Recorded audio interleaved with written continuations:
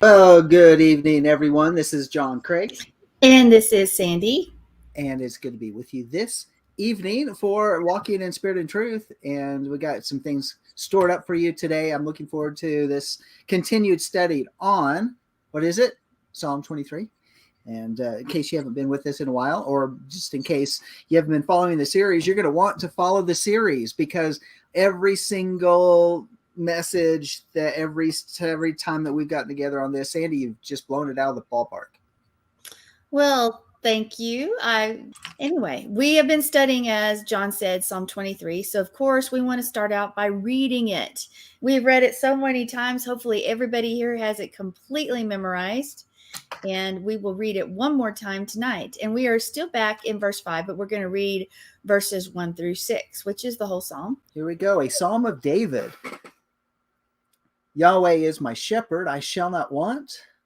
He makes me lie down in green pastures. He leads me beside quiet waters. He restores my soul. He guides me in the paths of righteousness for his name's sake. Even though I walk through the valley of the shadow of death, I fear no evil, for thou art with me. Thy rod and thy staff, they comfort me. Thou dost prepare a table before me in the presence of my enemies. Thou hast anointed my head with oil. My cup overflows. Surely goodness and loving kindness will follow me all the days of my life, and I will dwell in the house of Yahweh forever. Okay. Well, last week or 2 weeks ago, we talked about enemies and we gave a couple different views of why we would sit down at a table with our enemies. And I thought it was a very interesting study. But right now we're going to more focus a little bit more in on enemies and break it down in the paleo and see if it gives us a picture that's different or the same. Well, let's do it.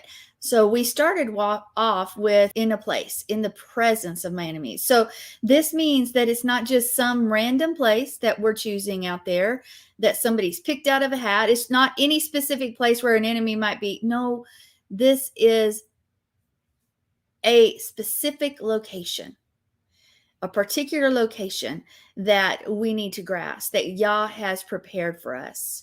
Not just random or happenstance or where we choose it to be. No, this place is in the presence of our enemies, but it's something that Yah has prepared. So it would be like, hey, this your house, not anybody's house, it would be your house. Or I'm giving you examples of specificity. Or the tabernacle, it wouldn't just be any place where you gather. No, the tabernacle. Or where your own congregation meets. We're talking about a specific place. So there's this exact image of where this place is. So it's not to prepare a table in the presence of your enemies just anywhere. That's not going to cut it. It's specifically a place where the enemy can see it, see what's going on.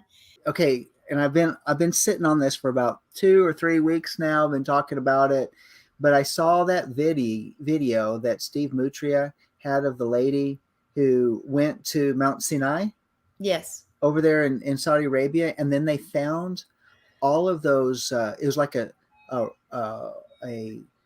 rock city. In other words, it was like all of these different rooms, a city cut into the rock in the mountains right by Mount Sinai. And you know how everybody says well, this is what the Bible prophecy teachers have said, that the people will escape to Petra, and that's where they'll be kept and protected and all that. But there's no precedent for that within Scripture. There's no first mention. But then when we go back over and we look at the what's happening in Mount Sinai and everything that they found over there, wouldn't it make sense that those are the secret? It's almost like a secret place, like Elijah's Eliyahu's cave up there on Mount Sinai, and where the presence of Yah is, where you're in a place, you can see your enemies. You could see your enemies come and surround you. And I'm thinking, like during the time of the second Exodus, if Yahweh sequesters out his bride and takes his bride back to Mount Sinai, like the Scripture says, and then from there there'll be a journey to the promised land once all things are fulfilled. I'm just thinking, wow, what a perfect setting for this room, this place for y'all's people to hide, according to what you're talking about here. And so, Sandy, I just thought about that right in the presence, right there, the enemy surrounding, they can't touch the people of Yah, the bride. But the key is that the enemy can see. He prepares this table where the enemy's in full view, and he knows it. He wants the enemy to be in full view. You know, it said that the enemies will gather around the mountain, but they won't be able to touch us. And that's a really good point, and a good picture. That's very much like what we could see with Harmoged or Armageddon, the mountain of Yah, which is what? Mount Sinai. And so he prepares a table at this specific place. And in this specific place, at this table that he's called forth, it's a table that's clean for sure, but he's really presenting a challenge to the enemy. Hey, here they are. You can't touch them. They're mine. He's mine. She's mine. He didn't just set up this table in the wilderness and the enemies happen to walk by or pass by. No, they're there watching.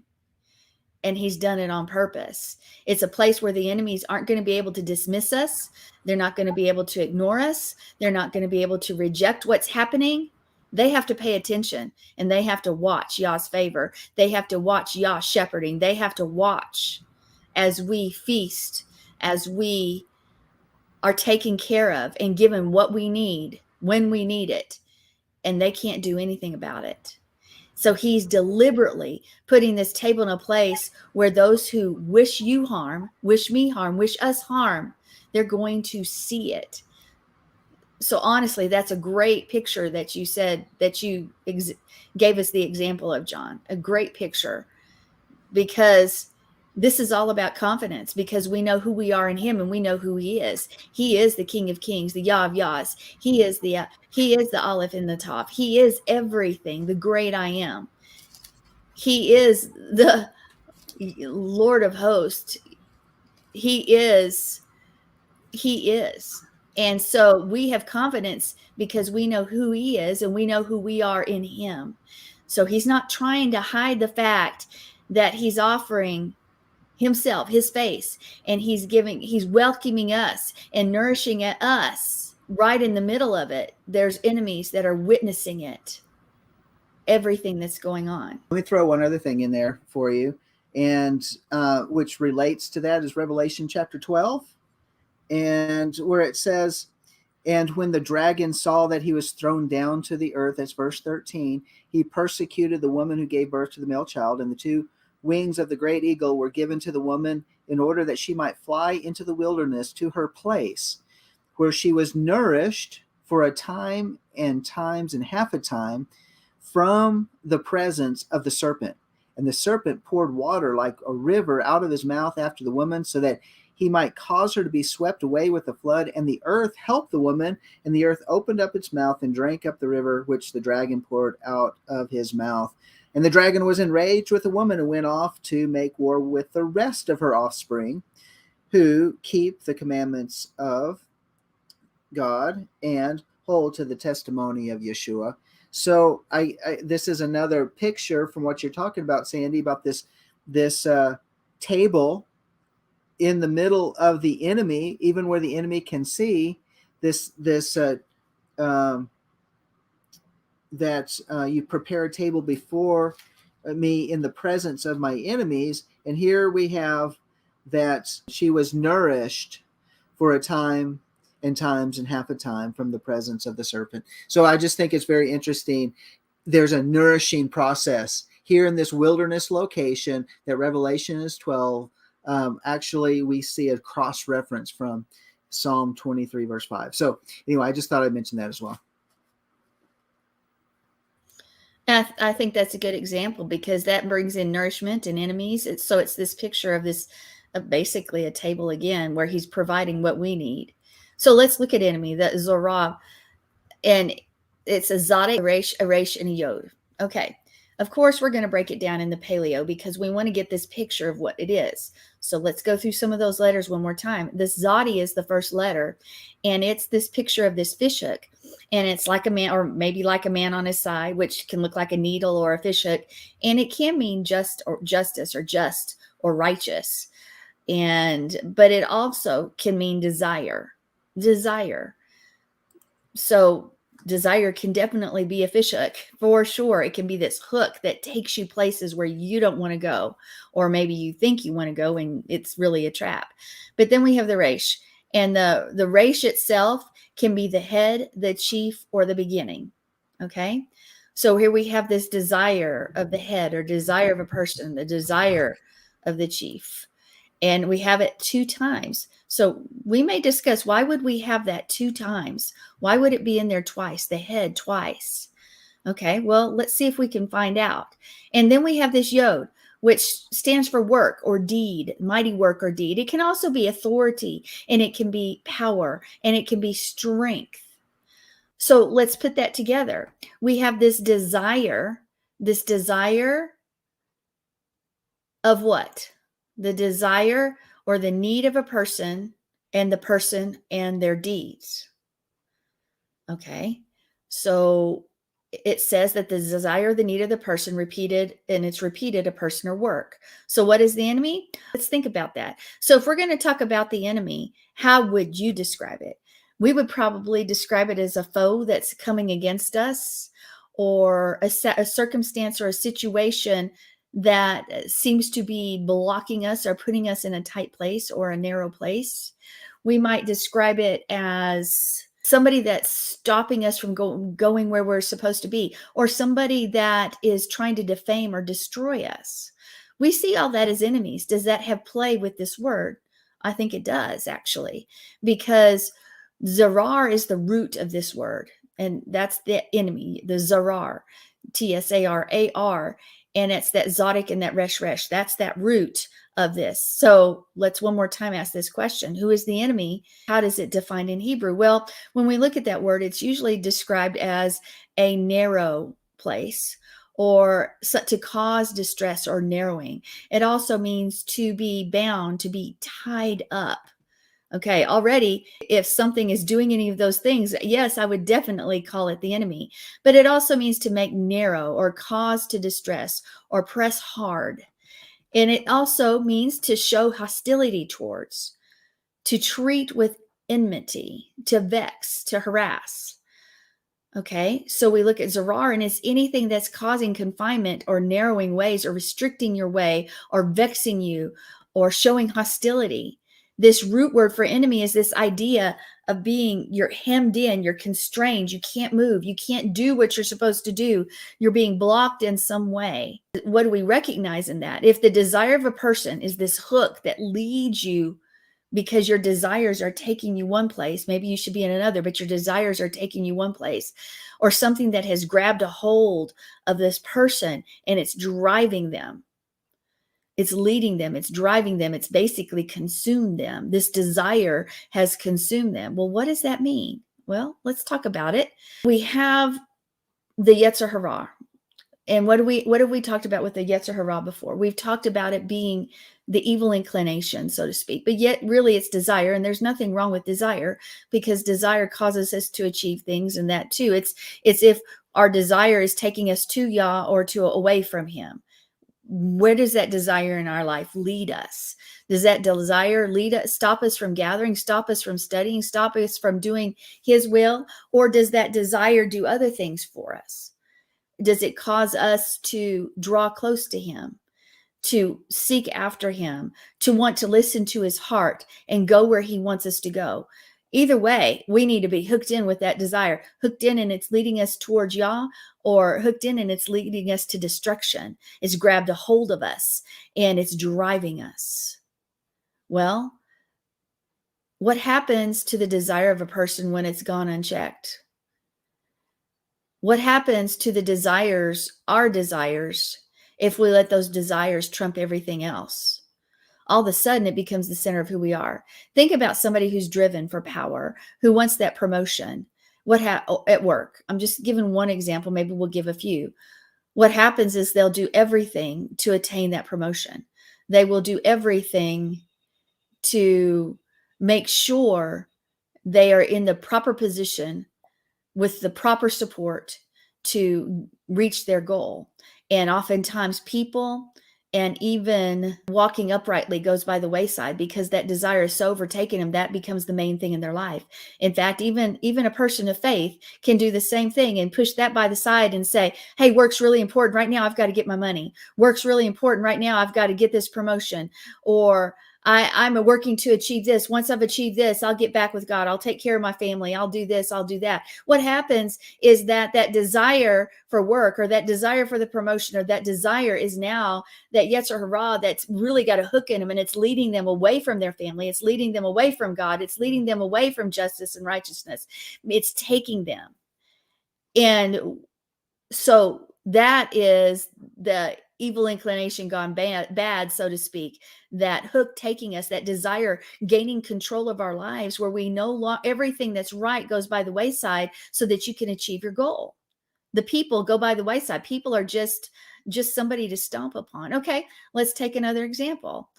Well, politics is the same thing. I guess that's really a power trip as well. But even service for God, you can say, well, I've got to take care of this. I've got to achieve this, and then the rest will work itself out. Guys, when our desire leads us and becomes everything to us, and it becomes our deeds, then that's an enemy.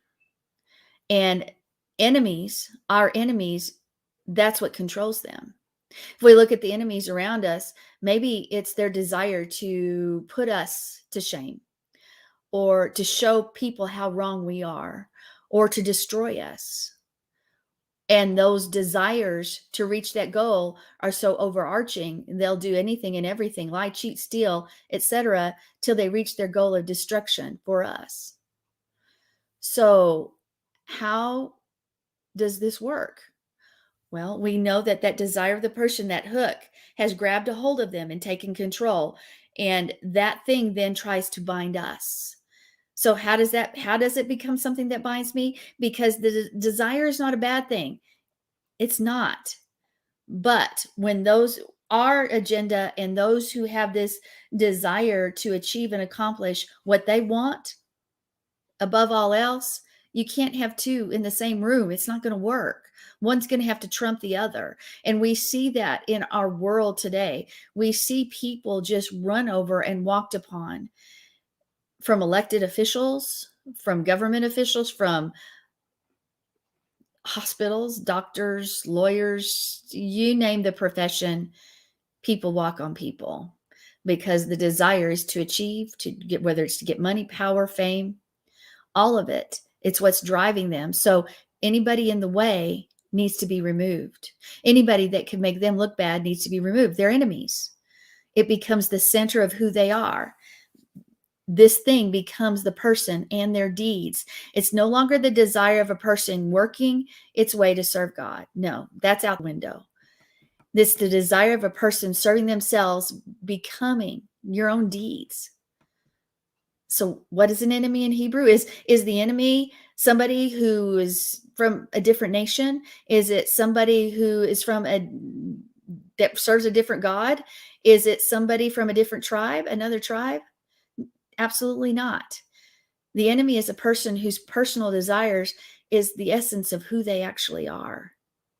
It's what drives them, because the statement of their own deeds. The enemy you face is someone whose desire, whose drive, whose evil inclination, whose Yetzer Hara is turned towards the service of themselves instead of the Yetzer Hatov, the good inclination, serving Yah.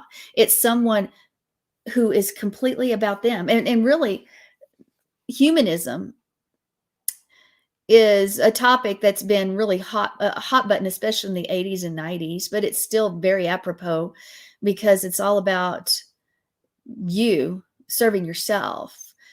Just do it. It's all about you. And we can easily find that enemy within us, we've always got to do a constant examination, because we don't want to be the enemy from within. Yeah, we found the enemy and the enemy's us. No, we don't want that. But yet this concept of the enemy around us serving his own purposes is very real. Just look at your circumstances that you're in right now. Look at our nation. Look at your city. Look at your schools. Look at people vying for things around you. Just the common man, even. Everybody serving themselves and their own desires. And unfortunately, people of faith get in the way. So there's enemies all around us.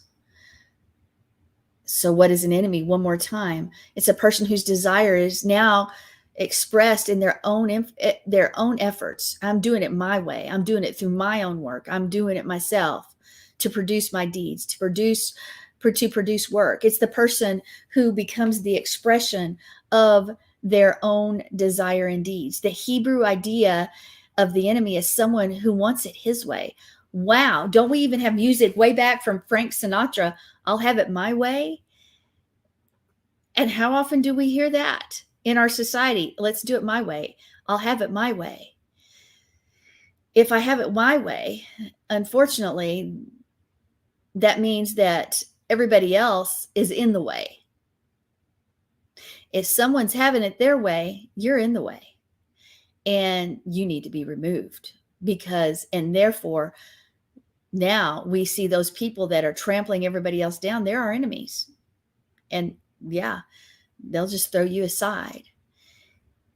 One more time. You cannot have two people in the world who both want it their way in the room. You can't have two people in the room that want it their way. One's going to have to trump the other. It's just going to happen. One person has to submit.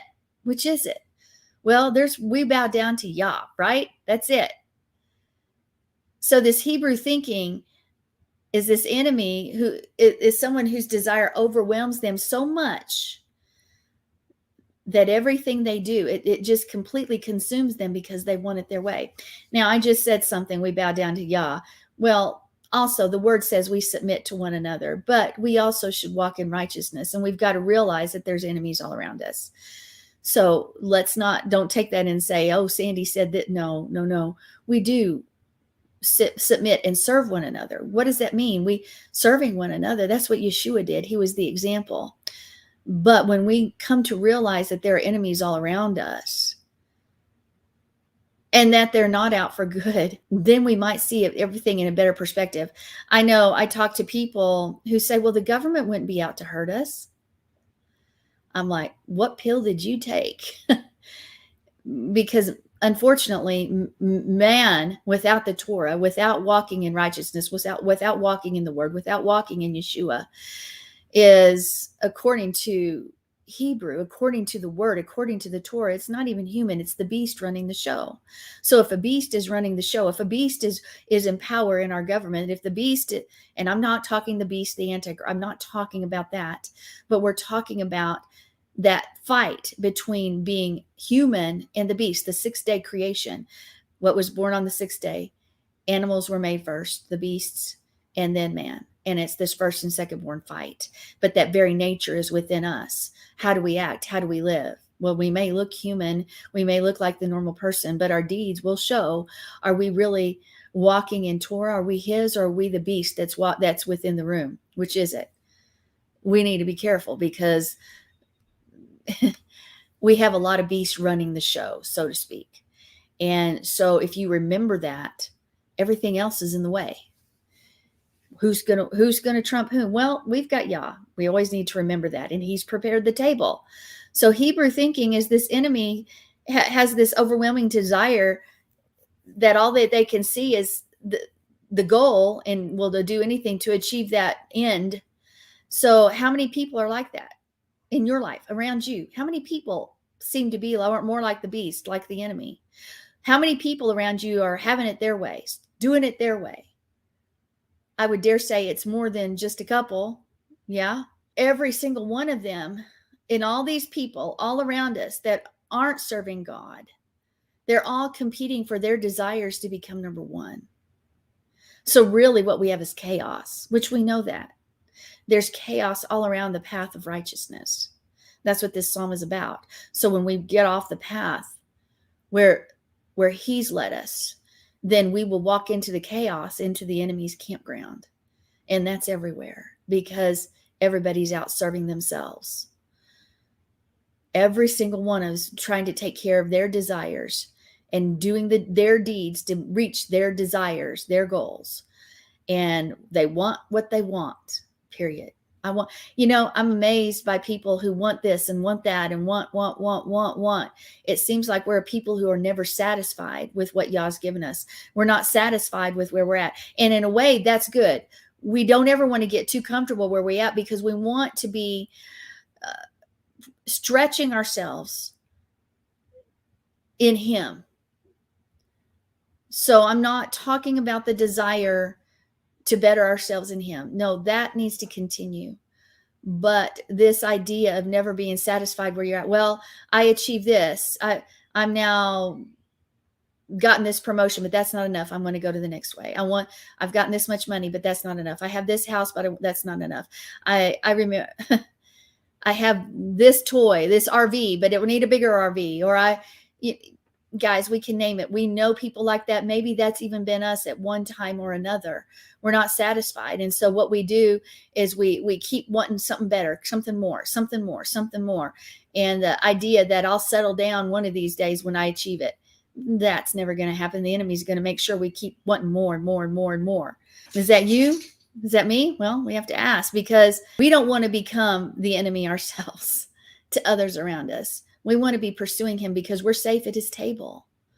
We're safe with our shepherd. We don't have to worry no matter who is surrounding us.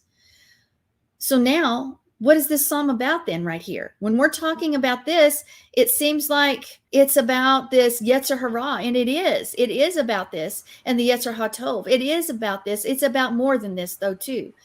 Because if we allow that evil inclination, that desire, that Yetzer Hara to blossom, we're going to end up in a place full of enemies if our desire is God. Okay, I want to say that in a better way. If our desire, the Yetzer Hara, the desire of our life is Yahweh, and we want to do what He's called us to do, guess what's going to happen? We're going to end up in a world full of enemies, okay? Because everybody wants what they want. Do we want to move with Him? Do we want to go where He goes, do what He does, and say what He says? Absolutely. So that is a desire within us, and it's for good. But it's still a desire, and it's a competing desire with everybody who wants their own way, who will make a God in their own image, or completely eliminate God or any kind of morality whatsoever, which we have a society full of that too. But that we are living in a world where we are surrounded by enemies, where we're surrounded by chaos. And that's why this path of righteousness is so important. So why this double resh, this double head idea? Well, it's because the person's desire becomes the person's deeds. Desire, deeds. The head, the person. And we see that when we have that whole thing spelled out. If our desire is Yah, guess what our deeds will look like?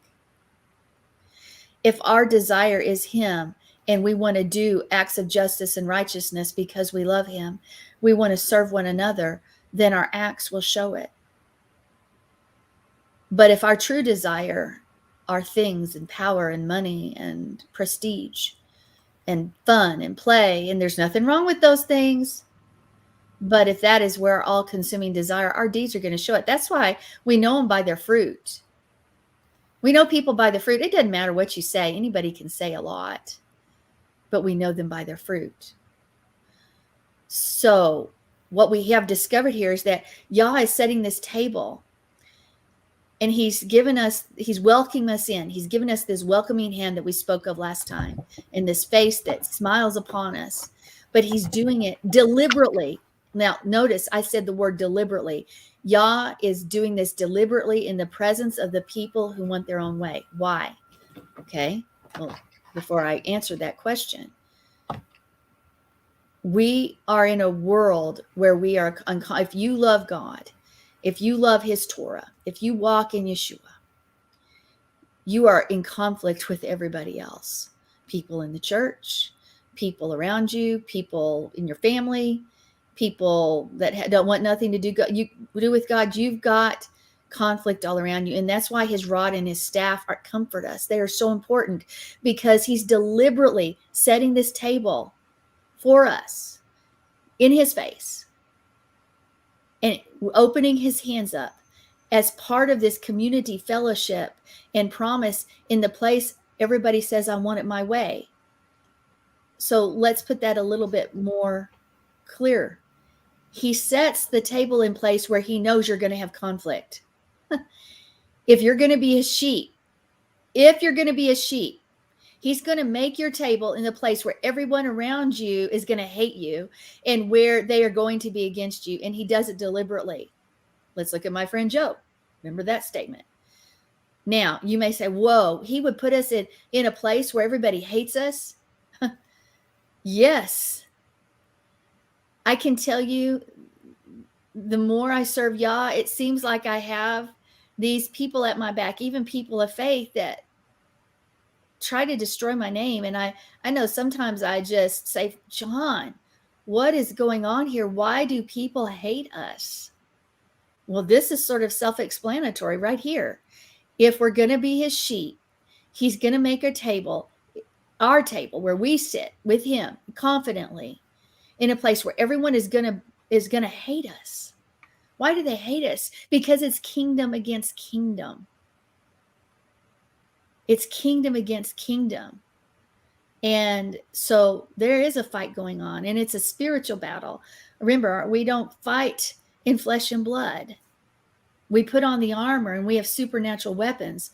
But I want to know, maybe anybody who's in the chat room, do you feel like everyone around you hates you or is in conflict with you? Maybe hate's too strong a word, but in reality, maybe not, because he has you sit at this table confidently with him as he's prepared everything you need, but you're at this table and everyone around you hates you. I don't know. It's pretty strong, but to me, when you look at that and you think about it, it's true. I have a question. And I'm looking at the Paleo translation of this word, TZORE-RAI. Well, I was just thinking about this because based, what you're telling me, and what you're saying, and yeah, I completely understand. Of course, I'm your husband, and I completely understand. We're in this together. But one of these translations in here, when you add the olive to it, or okay, I'm just thinking off the top of my head, and I'm looking at how all these different, changing the letter just a little bit. But okay, so TZORE is a bundle, something that is bound up tight. And we've talked about the issue about the enemy and all that, but something that's bound up tight. Could it be that he sets this table in the presence of our enemies? Because he's holding us up tight, as opposed to being a tight pressing in of the enemy, which is also true. The enemy does try to push in and push in very tight, where we feel pretty bound up and enslaved or captured or held into a certain bit of captivity. We feel like we can't breathe or anything like that. But on the other hand, could that be the freest place that we could be, is when we are completely hedged in and protected by Yah, because the enemy is so pressed up against us. So he's got us in a tight place, in a bundled place. That enemy might be right there, but that right in that very sweet spot where we're supposed to be is where the abundance is. It's where the table is set. Well, but see, I think you missed a lot of what I was saying, because I did refer to a lot of that. The enemy is the one that causes that distress or that narrowing or that being tied up or bound up or that harassment or that hostility. But the path of righteousness is narrow. So that in itself, if chaos is on every side and the path of righteousness is in the center of his will, then absolutely it is a tight place that you can't stray to the left or the right, or you will be in the middle of the chaos. But we still have that choice. Do I see Yah as the one that's binding us up tightly? No, I don't see that. He's holding us He's taking care of us. But here we're talking about sitting at a table, enjoying what he has, what he's worked. We watched him prepare it for us. But yet we sit at the table enjoying it, all the provision we need.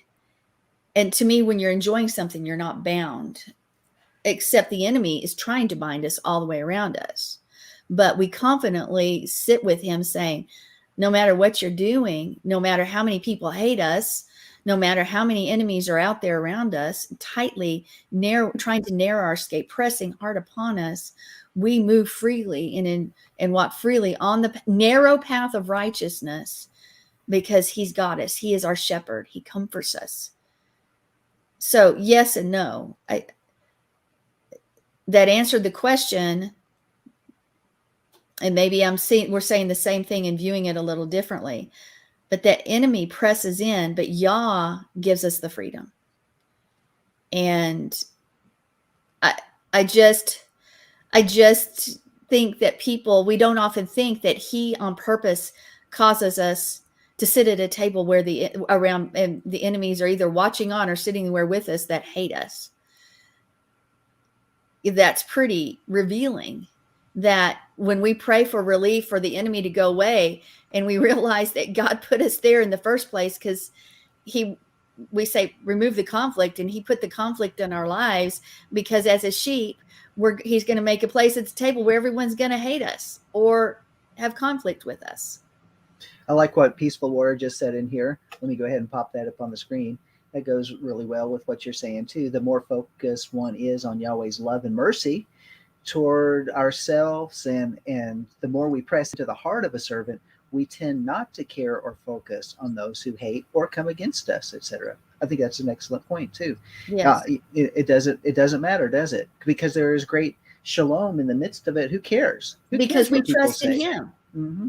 Yeah, he's the one taking care of it. We don't have to worry about it. Thank you, Peaceful Warrior. Thank you, Joe, Johanna, the warrior of Yah. So that's what we have. The enemies, the conflicts that we have that we want to go away, it's very possible that Yah put us right there in the presence of our enemies, those that hate us, those that have conflict with us, those that try to defame us, but he's taking care of us, and we confidently rest in him.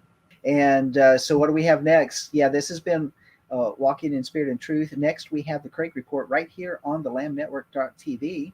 So we want you to be part of that, but you're not going to be able to listen here on YouTube or on Facebook because it's going to be uncensored. So we want to encourage you to go to the website at lambnetwork.tv, and if your feed's not good at the very top screen, scroll down to the very bottom. There's another screen at the bottom where you can watch, where you can click on the tab, which takes you straight from the website over to Twitch, and usually that stream works out really well as well. So we'll see you on the other side for the Craig Report.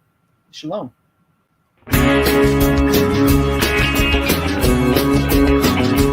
We are richly blessed to bring you what we believe is the fullest, most diverse, yet up-to-date progressive teachings, discussion, and prayer programming you can find anywhere on this planet.